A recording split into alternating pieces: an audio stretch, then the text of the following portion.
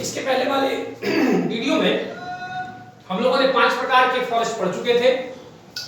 6वें प्रकार का फॉरेस्ट है लिटोरल, स्वयं, मार्सी या वेटलैंड फॉरेस्ट। लिटोरल माने तटीय, स्वयं मार्सी माने दलदली और वेटलैंड माने आर्द्रभूमियों में पाए जाने वाले वन। ज्यादातर ये जो वन है ये नियर दी रिजर्वायर्स, किसी जलाशय के आसपास, डेल्टा, लेक्स या नदियों के किनारे पाए जाते हैं। इनमें कोई बड़े वृक्ष यहाँ पर नहीं पाए जाते।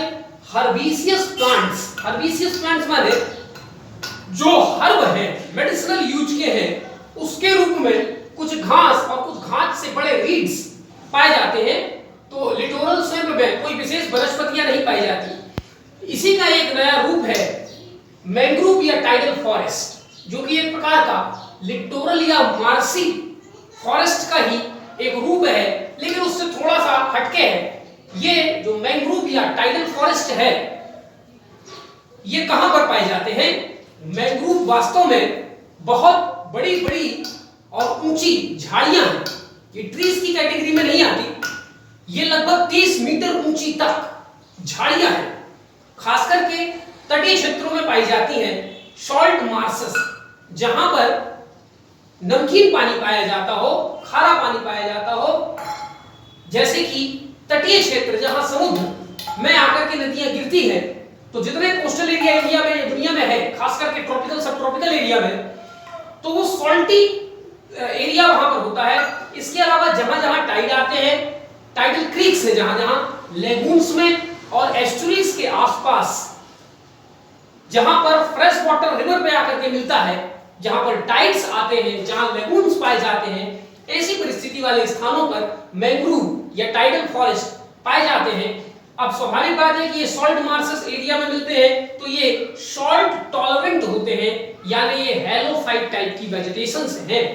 हेलोफाइट माने जो नमकीन जगहों पर, लवड़ी की जगहों पर पाए जाते हैं। इंटरटाइडल का मतलब है नदी और एस्चुरी। नदी जहां पर जाकर के गिरती है वहां पर एस्चुरी या डेल्टा बनती है। उस एस्चुरी या डेल्टा और नदी जहां गिरती है उसके बीच के क्षेत्र में ये प्लांट्स जो हैं पाए जाते हैं, इसलिए इनको इंटरटाइडल फॉरेस्ट या इंटरटाइडल प्लांट्स भी इनको कहा जाता है। अब ये जो है ज्यादातर जो है ये एक नई कैटेगरी है इकोसिस्टम की, जो कि tropical wetland rain forest ecosystem का एक पार्ट है। यानी mangrove forest are the part of tropical wetland rain forest ecosystem या tropical wet rain forest evergreen rain forest का ही एक पार्ट है। लेकिन यहां पर हम इसको पढ़ रहे हैं क्योंकि इसकी जो वेजिटेशन की कैरेक्टरिस्टिक्स है वो एवरग्रीन वाले कैरेक्टरिस्टिक से अलग होती है, क्योंकि ये वास्तव में झाड़ियां हैं, ट्रीज नहीं है। तो ये हेलोफाइट्स होते हैं और लो ऑक्सीजन, कम ऑक्सीजन वाली जगहों पर, जहां पर ऑक्सीजन की मात्रा कम होती है, नमकीन पानी जहां पर पाया जाता है, तटीय क्षेत्र जहां होता है, ऐसे स्थानों पर ये मैंग्रोव वनस्पतियां पाई जाती है। अब ये जो मैंग्रोव वनस्पतियां हैं ये दुनिया के 118 देशों में, जो कि ट्रॉपिकल एंड सब ट्रॉपिकल कंट्रीज हैं, वहां पर पाई जाती है। आपको ध्यान रखना है मैंग्रोव फॉरेस्ट ट्रॉपिकल और सब ट्रॉपिकल बेल्ट में ही पाई जाएंगी। यानी 5 डिग्री से लेकर के और 30 डिग्री के बीच की जो पट्टी है उसी में, चाहे वो नॉर्दर्न हेमिस्फीयर हो या सदर्न हेमिस्फीयर हो, 118 देश हैं जहां पर मैंग्रोव वेजिटेशन पाई जाती है। लेकिन इनमें से 75% मैंग्रोव वेजिटेशन केवल 15 देशों में स्थित है। दुनिया में जितना भी मैंग्रोव है 118 देशों में, उसका 75% केवल 15 देशों में है। और यदि हम कॉन्टिनेंट वाइज देखें तो सबसे ज्यादा एशिया में पूरे दुनिया के 42% मैंग्रोव यहां पर पाए जाते हैं, अफ्रीका में 21%, फिर नॉर्दर्न अमेरिका में 15%, फिर साउथ अमेरिका में 7%। तो इस प्रकार से इनका डिक्रीजिंग ऑर्डर है, ये आपको ध्यान रखना है। अब हम ये देखते हैं कि ये जो मैंग्रोव वेजिटेशन होते हैं यहां 30 मीटर ऊंचे और अच्छे खासे मोटे उनके बाग होते हैं, यानी उनका जो शाखाएं होती हैं। और जब ये मैंग्रोव वेजिटेशन सूख जाते हैं तो इनकी लकड़ियों का प्रयोग फ्यूल वुड के रूप में यानी जलाने के लिए भी किया जाता है। इसके अलावा ये काफी मजबूत होते हैं इनकी लकड़ियां, इसलिए तटीय क्षेत्रों में नाव बनाने में भी इसका प्रयोग किया जाता है। इसके अलावा इसकी पत्तियां जानवरों इत्यादि के लिए फॉडर का काम करती है और इसकी सीड्स वगैरह और इसके कुछ और पार्ट्स लिटिल बिट कुछ क्षेत्रों में ह्यूमन बीइंग भी कंज्यूम करते हैं। इनका इंपॉर्टेंस क्या है? ये जहां कहीं पाए जाते हैं वहां पर इंपॉर्टेंट कॉमर्शियल फिशिंग जोन होते हैं। मैंग्रोव वेजिटेशन के क्षेत्र में विभिन्न प्रकार की मछलियां, केकड़े, क्रस्टेशियंस, ठीक है, और केकड़े समान जैसे और भी प्रजातियां होती हैं, वो सभी यहाँ पर काफी मात्रा में पाए जाते हैं, इसलिए ये इंपॉर्टेंट कॉमर्शियल फिशिंग जोन है। अब इनका एक उपयोग ये भी है कि चूंकि ये झाड़ियां हैं, सघन झाड़ियां हैं, तटीय क्षेत्रों में पाई जाती हैं, इसलिए ये कोस्ट को प्रोटेक्ट करती हैं सुनामी से, टाइड से, साइक्लोन से, फास्ट विंड स्टॉर्म से, यानी समुद्र में उठने वाले किसी भी हलचल से जो कि तट की ओर आती है। ये जो मैंग्रोव वेजिटेशन यदि पाया जाता है उस जगह पर, तो ये उसकी सीवियरिटी को, उसके इंपैक्ट को कम करते हैं। इसलिए कोस्टल इकोसिस्टम को मेंटेन करने के लिए, तटीय क्षेत्रों की सुरक्षा के लिए मैंग्रोव वेजिटेशन एक प्राकृतिक व्यवस्था है। इसके अलावा यह देखा गया है कि मैंग्रोव की जो प्लांट्स होते हैं, जो झाड़ियां होती हैं, वो सभी प्रकार के वृक्षों में से सबसे ज्यादा कार्बन को एब्जॉर्ब करती है। तो mangrove vegetation are also maximum carbon sinking stock या सोर्स, ठीक है, कार्बन को सबसे ज्यादा सिंक करती हैं। तो एक प्रकार से ग्लोबल वार्मिंग को काउंटर करने में भी मैंग्रोव वेजिटेशन का बहुत बड़ा उपयोग है। लेकिन हाल के दिनों में यह देखा गया है कि मैंग्रोव वेजिटेशन जिन जगहों पर पाया जाता है उनको साफ करके धीरे धीरे उनको एग्रीकल्चर लैंड में बदला जा रहा है। इसलिए यहां पर लिखा हुआ है डिप्लेटिंग इनटू फार्मलैंड। बहुत तेजी से मैंग्रोव क्षेत्र पूरी दुनिया में, भारत के साउथ इंडिया में भी बहुत तेजी से घट रहा है, क्योंकि अब मनुष्य अपनी जरूरतों को पूरा करने के लिए तटीय क्षेत्रों में जाकर के मैंग्रोव वेजिटेशन को समाप्त कर देता है और वहां पर कृषि व अन्य प्रकार की कॉमर्शियल गतिविधियां करता है, जिससे मैंग्रोव वेजिटेशन में कमी आ रही है। और इसी कारण साइक्लोन या टाइड या सुनामी की सीवियरिटी बढ़ती जा रही है। हालांकि भारत में मैंग्रोव की सुरक्षा का दायित्व environmental protection act 1986, coastal regulation zone इत्यादि कई नियमों में उनको सुरक्षित करने का आदेश दिया गया है। समय समय पर सुप्रीम कोर्ट ने भी मैंग्रोव वेजिटेशन को प्रोटेक्ट करने के लिए कई आदेश जारी किए हैं। Ministry of environment and forest भी कई नियमों के तहत मैंग्रोव वेजिटेशन को जो है प्रोटेक्ट करने का काम कर रहे हैं। तो इस प्रकार से ये 7 प्रकार के हमारे इंपॉर्टेंट फॉरेस्ट हो गए। अब हम फॉरेस्ट के ये जो क्लासिफिकेशन हमने पढ़ा, ये मेनली रेनफॉल के आधार पर है। इसके अलावा और भी कई आधारों पर फॉरेस्ट का वर्गीकरण किया जाता है। तो यहां पर हम अगला वर्गीकरण देखेंगे, एडमिनिस्ट्रेटिव या लीगल क्लासिफिकेशन। फॉरेस्ट को एडमिनिस्ट्रेटिव या लीगल तरीके पर कितने भागों में बांटा जाता है? एक है रिजर्व फॉरेस्ट, जो कि भारत में 53% कुल फॉरेस्ट का पाया जाता है। रिजर्व फॉरेस्ट क्या है?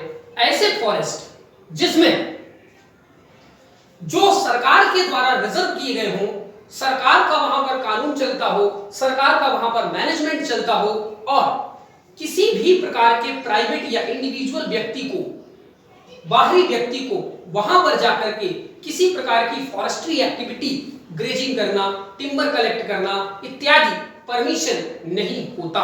तो strictly prohibited for individuals, for private persons, only it is for the government and government agencies.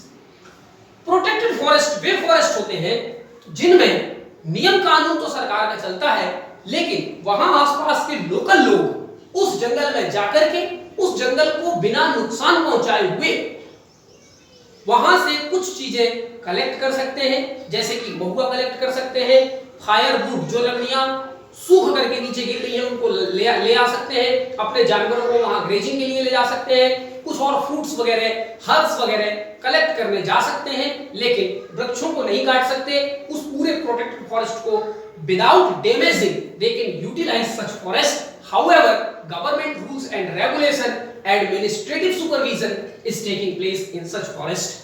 Now, the third one is unclassified forest. Means those forest which neither comes under reserved nor under protected. ऐसे forest को unclassified, उनका कोई वर्गीकरण ही नहीं किया गया है। ऐसे फॉरेस्ट की संख्या 18% हमारे यहाँ है, ठीक है। और यहाँ पर unrestricted access to the common people दिया गया है, यानी ऐसे फॉरेस्ट जिनका वर्गीकरण नहीं किया गया है, मनुष्य वहां सभी प्रकार के काम कर सकता है, इवन वहां के ट्रीज भी काट सकता है। तो ये तीन प्रकार के फॉरेस्ट है, तीनों का हमने यहाँ पर परसेंटेज बता दिया। अब एक कॉन्स्टिट्यूशनल क्लासिफिकेशन है, हमारे संविधान में भी फॉरेस्ट को वर्गीकृत किया गया है। उसमें तीन प्रकार से फॉरेस्ट को वर्गीकृत किया गया है। State forest 94%, commercial forest 5%, private forest 1%। State forest क्या है? ऐसा फॉरेस्ट जिस पर नियम, कानून, मैनेजमेंट, सुपरविजन सब कुछ या तो सेंट्रल गवर्नमेंट का हो या स्टेट गवर्नमेंट का हो, ठीक है। ऐसे फॉरेस्ट को स्टेट फॉरेस्ट कहते हैं। और भारत के 94% फॉरेस्ट पर सरकार का कब्जा है। कमर्शियल फॉरेस्ट ऐसे फॉरेस्ट को कहते हैं जो लोकल बॉडीज के सुपरविजन में रखा जाता है, यानी कि gram panchayat, cantonment area, municipal bodies, ऐसे कोई लोकल बॉडी है जिनके सुपरविजन में फॉरेस्ट को रख दिया गया है, यानी वहां का सभी कुछ मेंटेनेंस वगैरह ये लोकल बॉडीज करती हैं। ऐसे फॉरेस्ट 5% है। और प्राइवेट फॉरेस्ट का मतलब कुछ ऐसे फॉरेस्ट हैं जिसके मालिक इंडिविजुअल तौर पर कुछ लोग होते हैं, जैसे कुछ लोग अपने फार्म में विशेष तौर पर यूकेलिप्टस का पेड़ लगा लिया, आम का पेड़ लगा लिया। इस प्रकार से जो फॉरेस्ट एरिया वहां पर जो डेवलप हुआ, तो ऐसे फॉरेस्ट की संख्या प्राइवेट फॉरेस्ट है 1% है। अगला क्लासिफिकेशन है डी यानी चौथे प्रकार का क्लासिफिकेशन फॉरेस्ट का मर्चेंटेबिलिटी। मर्चेंटेबिलिटी का मतलब यह है कि भारत में किन फॉरेस्ट एरियाज से उसके प्रोडक्ट को हम कॉमर्शियली बेच सकते हैं, कॉमर्शियली उसके जो प्रोडक्ट है उसको एक्सप्लॉइट कर सकते हैं। यदि कर सकते हैं तो ऐसे फॉरेस्ट को बोलते हैं मर्चेंटेबल फॉरेस्ट। और जिन फॉरेस्ट तक मनुष्य पहुंच करके उसके प्रोडक्ट को एक्सप्लॉइट नहीं कर सकता, उसका कमर्शियल उपयोग नहीं कर सकता, क्योंकि वो दुर्गम स्थलों पर है, पहाड़ी स्थानों पर है, बर्फीले स्थानों पर है, तो इस प्रकार से दो प्रकार के फॉरेस्ट हो जाते हैं, एक मर्चेंटेबल, एक नॉन मर्चेंटेबल। मर्चेंटेबल माने जहां के प्रोडक्ट को मानव एक्सप्लॉइट करके उसको काट करके उसको ला करके और कॉमर्शियली बेच सकता है, उसका कमर्शियल उपयोग कर सकता है, वो मर्चेंटेबल फॉरेस्ट कहलाता है। और जिसका ये नहीं कर सकता उसको नॉन मर्चेंटेबल फॉरेस्ट कहते हैं। तो भारत में 82% फॉरेस्ट मर्चेंटेबल है, 18% नॉन मर्चेंटेबल है, जो कि कहीं ना कहीं ऐसे दुर्गम क्षेत्रों पर लोकेटेड है, पहाड़ी क्षेत्र में, बर्फीले क्षेत्र में, ठीक है, या बहुत ज्यादा इतने सघन है जैसे कि रेन फॉरेस्ट वाले में, तो इस प्रकार के फॉरेस्ट यहाँ पर आते हैं। आखिरी क्लासिफिकेशन है कंपोजिशन के आधार पर। कंपोजिशन का मतलब है कि उनके जो वृक्ष है उन वृक्ष की पत्तियां इत्यादि कैसी हैं। तो कंपोजिशन के आधार पर दो प्रकार के फॉरेस्ट पाए जाते हैं, एक कॉनिफर फॉरेस्ट या इसी को बोलते हैं टेम्परेट फॉरेस्ट। कॉनिफर या टेम्परेट फॉरेस्ट भारत में 7% होते हैं। इनमें पत्तियां नुकीली होती हैं। ये खास करके पहाड़ी क्षेत्रों में जहां पर बर्फबारी होती है वहां इस प्रकार के फॉरेस्ट पाए जाते हैं। तो हमारे यहाँ हिमाचल प्रदेश में, उत्तराखंड में, जम्मू कश्मीर में, और फिर अगर नॉर्थ ईस्ट में आ जाए तो थोड़े अरुणाचल प्रदेश वगैरह में इस प्रकार के फॉरेस्ट पाए जाते हैं। शंकुधारी वन, कॉनिफर फॉरेस्ट। दूसरे नंबर की कैटेगरी है ब्रॉड लीव्स, चौड़ी पत्ती वाले वन। ये ट्रॉपिकल या सब ट्रॉपिकल एरियाज में पाए जाते हैं। और भारत में इस प्रकार का जो वन है वो 93% वन इस प्रकार से पाया जाता है। तो इस प्रकार से हमारा फॉरेस्ट को क्लासिफाई करने के डिफरेंट तरीके हो गए, और सभी के हम लोगों ने यहाँ पर डिटेल में आपको पढ़ लिया। अब आपके लिए इंपॉर्टेंट ये है कि आप ध्यान रखें इन सारे शब्दों की परिभाषा। इसके अलावा भारत में किस प्रकार के फॉरेस्ट में किस प्रकार का वेजिटेशन पाया जाता है, ये मोस्ट इंपॉर्टेंट है। और भारत में वह फॉरेस्ट कहां पर पाया जाता है, ये मैच करने के लिए परीक्षाओं में पूछे जाते हैं, ये आपको ध्यान रखना है, ठीक है। अब हम लोग नेक्स्ट देखते हैं भारत में फॉरेस्ट का डिस्ट्रीब्यूशन।